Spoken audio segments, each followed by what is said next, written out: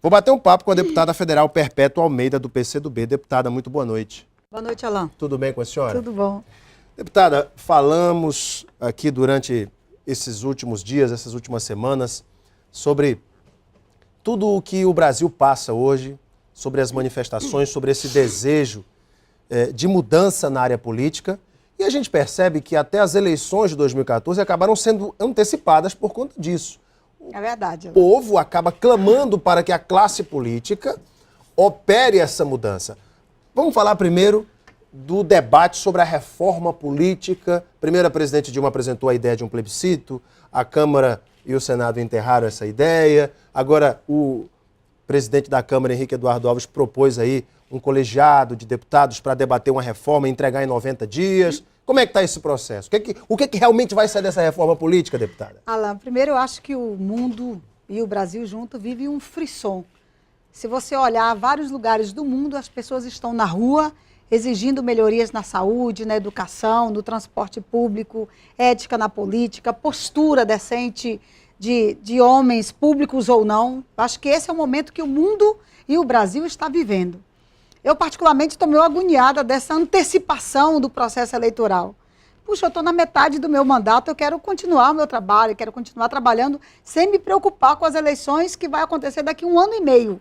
Mas o debate já está posto. O debate está na rua, o debate está posto, é fato, é verdadeiro. E acho que a gente precisa aproveitar esse movimento de rua para a gente poder repensar cada ação que a gente está fazendo. O parlamento tem que fazer isso. E a reforma política? Vai sair? A presidenta Dilma fez um ensaio, fez uma tentativa, sugerindo plebiscito, sugerindo constituinte.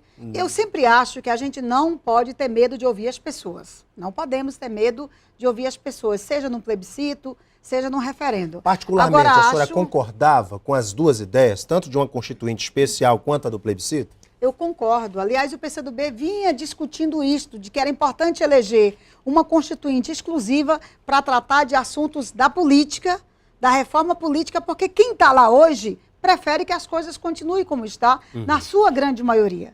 Então, você elegeria um grupo e depois ele voltava para casa. Por outro lado, acho que o plebiscito sempre é bom. Agora, a pergunta que eu tenho feito dentro do PCdoB e nas reuniões da nossa bancada. O povo foi para a rua pedindo apenas um plebiscito para a reforma política? Não.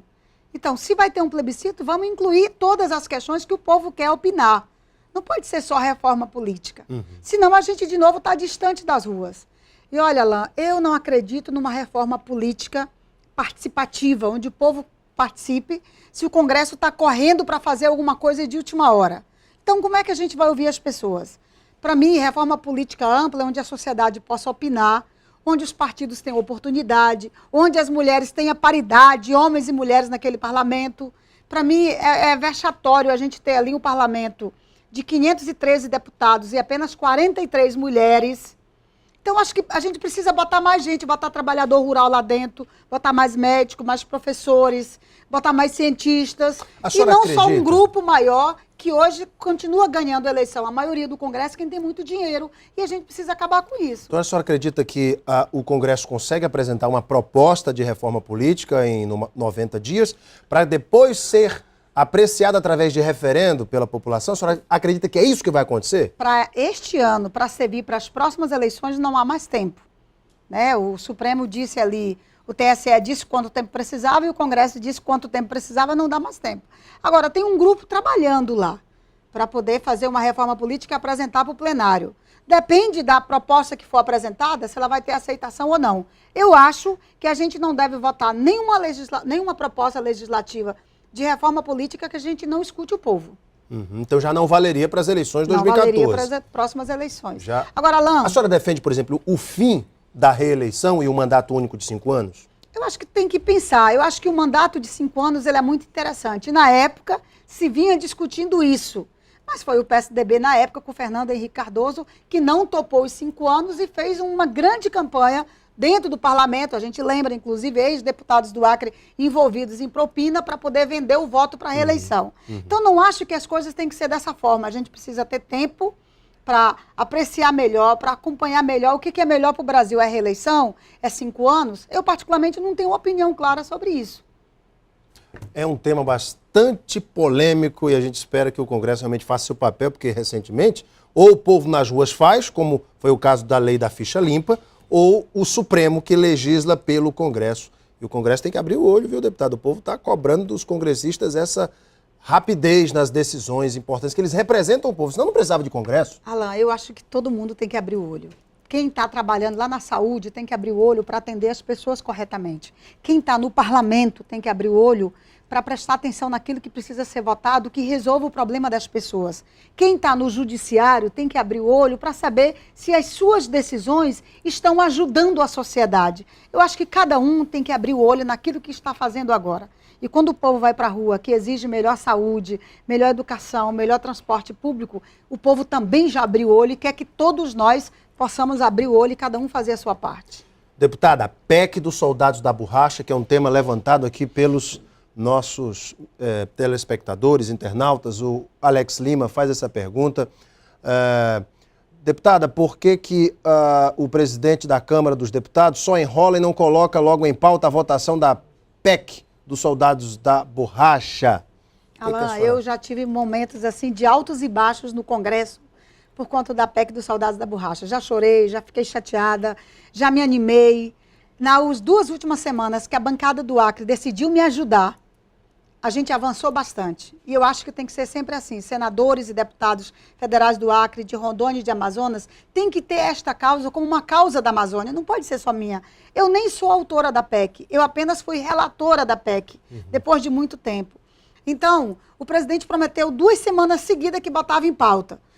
As 2 últimas vezes, os líderes todos concordaram, apenas o líder do governo foi contra. A senhora propôs até uma ação no STJ, não foi? Eu estou estudando, o nosso gabinete está estudando, se cabe alguma ação nesse sentido. Eu não gosto muito da ideia de um poder interferir no outro, mas se houver alguma brecha para esse sentido, eu vou apelar.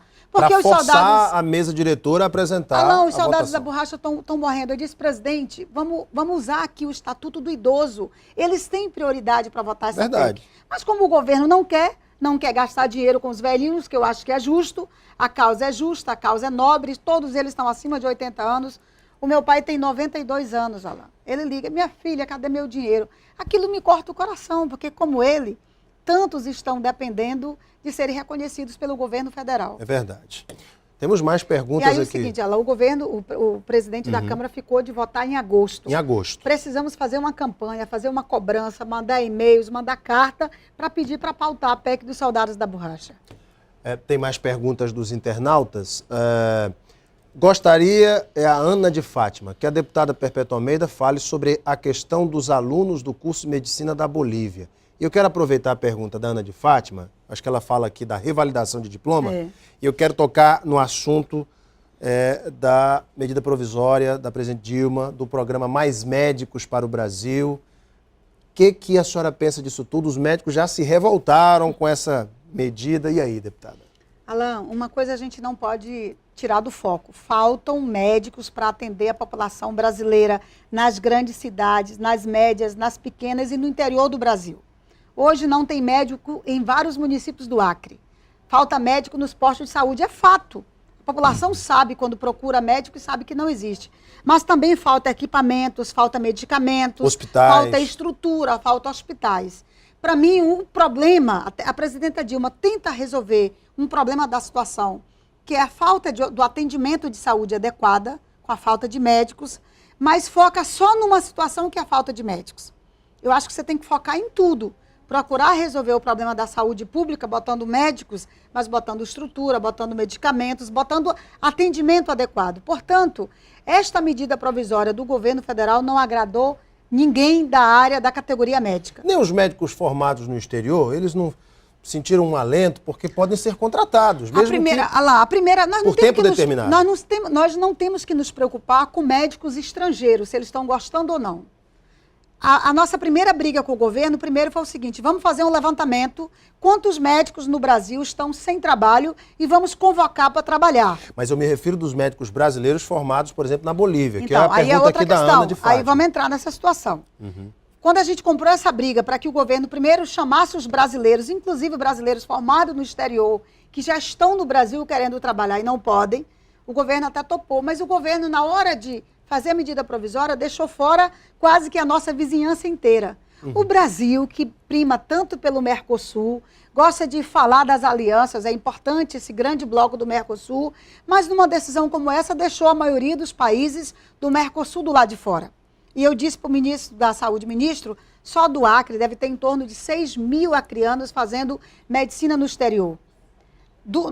Na Bolívia tem 20 mil brasileiros fazendo medicina. Como é que nós vamos desconhecer essa realidade? Verdade. Eu não acho, não defendo, e nem eles defendem, que eles têm que concluir lá e lá chegar aqui trabalhando. Não, eles têm que fazer uma prova. Fazer a revalidação. Agora, a própria presidenta Dilma já disse que o revalida não passa ninguém, porque ele mede conhecimento específico de alguma área já específica. E ele não mede o conhecimento de um aluno que acabou de sair de uma faculdade de medicina. Tem que resolver esse problema. Será que é este o motivo pelo qual até ninguém passa? O sistema de validação de diploma tem que ser revisto. Tem que ser revisto, tem que ser mudado. É um tema bastante Olha lá, eu espinhoso. fiz 3 emendas na medida provisória para ver se a gente consegue incluir a Bolívia, o Peru, a Venezuela, todos os países vizinhos nossos. Porque eu acho que o Brasil está discriminando a sua vizinhança. Vou dar uma paradinha para o intervalo, volto para o segundo bloco com a deputada Perpétua Almeida. Tem várias perguntas, como essa aqui do professor Carlos Augusto Coelho. Ele diz o seguinte: se a senhora não for escolhida para disputar a vaga de senadora pela Frente Popular, poderá fazer uma dobradinha com Bocalhau, conforme estão especulando? Não me responda agora, logo após o intervalo você vai saber disso. Até já.